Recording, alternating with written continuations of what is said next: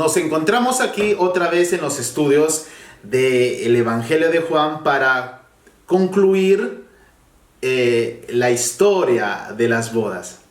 Ya hemos hablado de su conexión con Éxodo, que es muy importante, que yo les pido que verifiquen, porque esto no es sacado de la manga como si fuera un mago, sino que es algo que está fundamentado en la palabra. Todo esto ustedes, yo les pido encarecidamente que vayan y verifiquen todo lo que les digo y vean si es verdad. Y si hay preguntas, no se preocupen en preguntar, que todo está en las redes sociales. Ahora, habiendo ya hablado del trasfondo y ahora habiendo hablado de los personajes, vamos al desenlace, o mejor dicho, a la estructura de la escena de las bodas de Caná. Partimos, como les dije, el día 3. Se hicieron unas bodas en Caná de Galilea. Hicieron las bodas de la adquisición en Galilea. Y estaba allí la madre de Jesús. Y fueron también invitados a la boda Jesús y sus discípulos. Jesús también era coheredero de el estatus de José. Ahora, entendamos que esto no es para favorecer una doctrina diabólica de la prosperidad, pero Jesús era una persona importante en su pueblo. Era una persona importante junto con su madre. Y eso es necesario aclararlo. Ahora, en el versículo 3 parte con una visión, o mejor dicho, con una mención de la madre de Jesús que le dice a Jesús: no tienen vino. Ahora,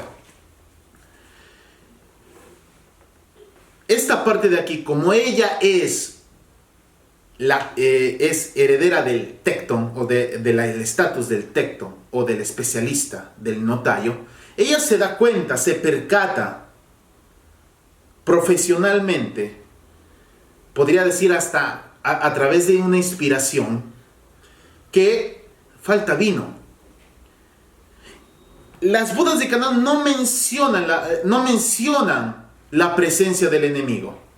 Si ustedes van a fijarse en los sinópticos, casi al inicio vemos la presencia de Satán en la tentación.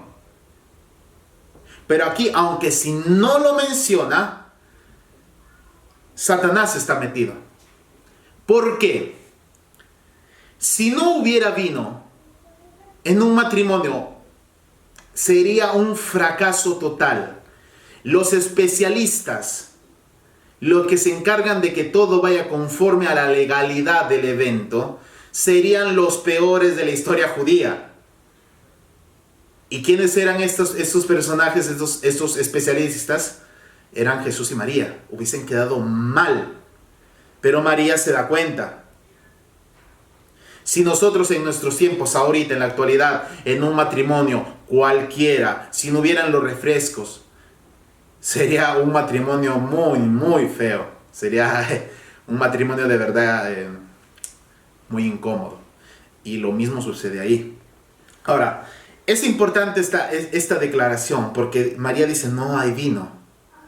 Ahora, la siguiente frase, el versículo 4, Jesús responde: ¿qué tienes conmigo, mujer? Le dice guiné.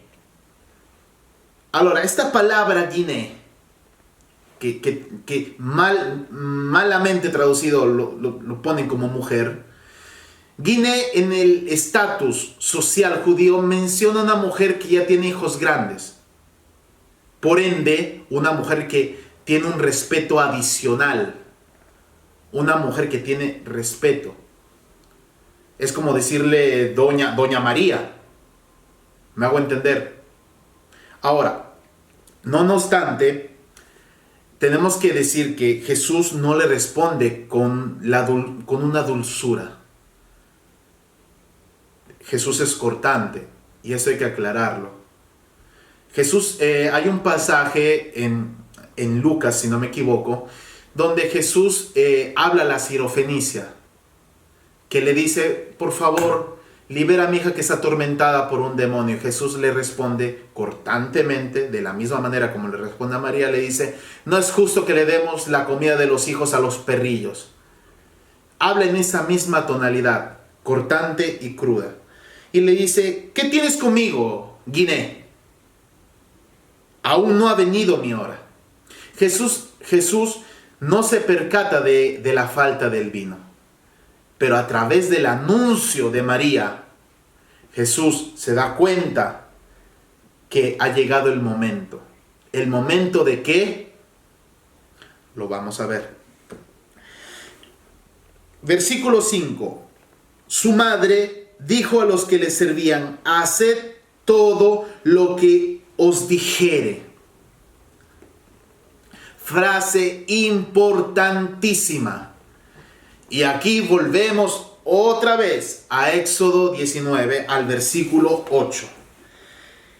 Y todo el pueblo respondió, léanlo por favor. Y todo el pueblo respondió a una y dijeron: todo lo que Jehová ha dicho, haremos. Todo lo que el tetragrama ha dicho, haremos. Es la misma frase que Jesús le dice a los sirvientes: hagan todo lo que Él os dijere. Es la misma frase. Por eso es importante, porque si no tenemos el contexto del Éxodo, esta palabra y este suceso no tiene profundidad. Ahora, vayamos al versículo 6. Y estaban allí 6 tinajas de piedra para agua, conforme al rito de purificación. ¿Cuántas eran? Eran 6. Tengan en mente ese número.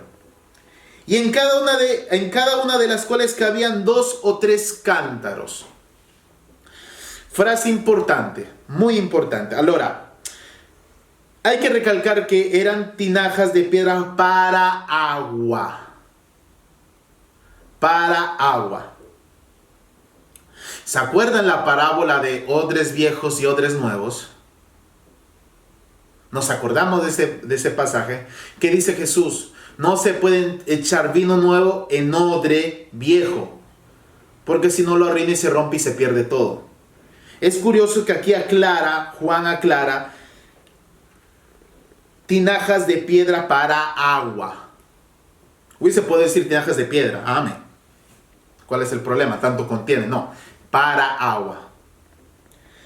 Ese es un dato específico técnico para que observemos.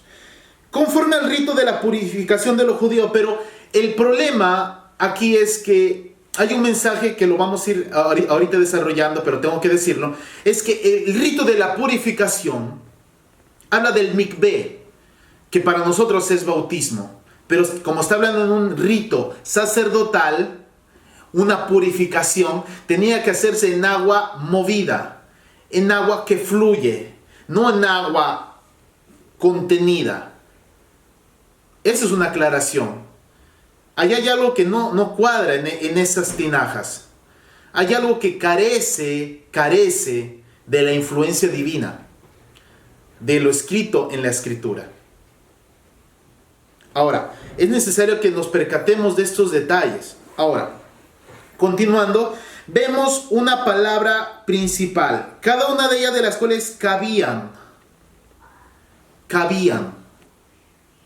Yo les pido que estén muy atentos a esta palabra de cabían, que es lo mismo que yo les decía acerca de las tinajas de piedra.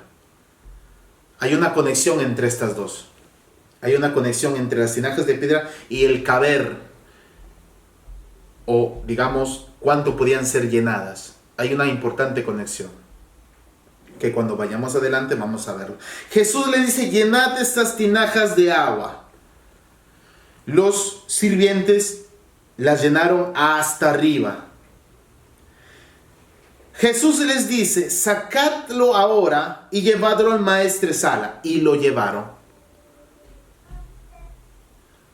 Cuando el maestresala probó el agua hecha vino, sin saber él de dónde era, aunque lo sabían los sirvientes que habían sacado el agua, llamó al esposo. Ahora, como les dije, el Maguid es una persona que está atenta a todo lo que se hace en el rito y en la ceremonia.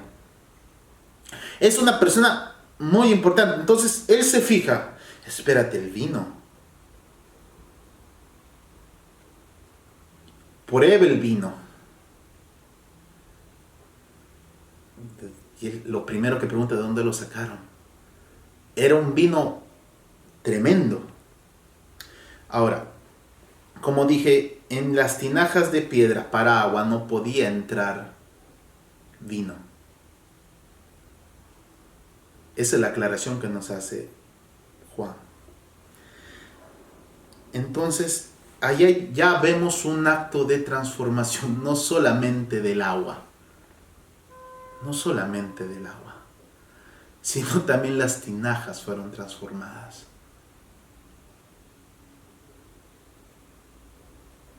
Y esto tenemos que entenderlo. El vino, también obviamente el agua fue transformada. La palabra para que viene usada es poieo, de poiesis, que significa modelar, transformar. Es el yatzer del hebreo, que es la palabra que se usó en la creación para remodelar la tierra. Y ahí vemos un acto portentoso. Transformó el agua en vino y también las tinajas. Pero esta transformación es el menor milagro de las bodas de Canaán, porque ahorita vamos a ver qué sigue. El maestresala llamó al esposo. ¿Por qué no mencioné el esposo como un personaje principal? Porque el esposo de la boda no cumple ningún rol importante en la ceremonia, sencillamente es aquel que se casa. Y ahí termina. Pero cuando el maestresala llama al esposo, no está llamando al esposo de la boda, está llamando al esposo del pueblo de Israel. Por eso ese es el milagro más grande. Y le dice, todo buen hombre sirve primero el buen vino. Y cuando ya han bebido mucho, entonces saca el inferior. Mas tú, le está diciendo al esposo que sería Jesús, mas tú has reservado el buen vino hasta ahora. El buen vino era la señal del Mesías. Y esto lo entendió el Magid. Y el Magid certificaba la presencia del Mesías. Por eso vemos que todos creen. Por eso vemos que todos se asombran. ¿Cómo que el vino nuevo? Los judíos sabían qué significaba el vino bueno. El vino sin el residuo físico de las uvas. Sin el residuo físico del proceso. El vino viejo era el vino de los hombres, el vino que siempre tiene un residuo que es de botar, que no es filtrado. Nosotros como hombres siempre damos un vino con ese residuo que refleja el pecado. Por eso el Mesías iba a traer el vino nuevo, el vino sin residuo, el vino puro, el vino hecho conforme a la voluntad de Dios, que es la verdadera doctrina, la verdadera enseñanza. Por eso el Magid se sorprende, por eso la gente comienza a creer, por eso, esa es la señal del Mesías. No el transformar sencillamente el vino, no transformar sencillamente las piedras, sino decirle al mundo entero, del pueblo de Israel, al pueblo de Israel, que el Mesías llegó. Por eso es la hora. Y es ahí que comienza la señal.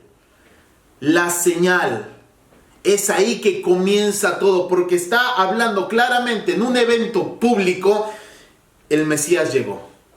Por eso el que se da cuenta de todo es el Magid, que sabía el significado y que el Magid esperaba ese momento. Ese es el milagro importante. Por eso todos comienzan a creer. Y él, a través de este hecho, al momento de traer el vino nuevo, que es la doctrina, él se adquiere un pueblo porque comienzan a creer en él. Y así como vemos que en Éxodo la ley es dada dos veces, una por Dios y la otra dada por Moisés, de la misma manera Juan nos hace recalcar que primero dice las bodas de Canaán, que es un hecho divino, pero después vemos que Jesús hace otra señal en el mismo Canaán, resucitando, sanando al hijo del noble.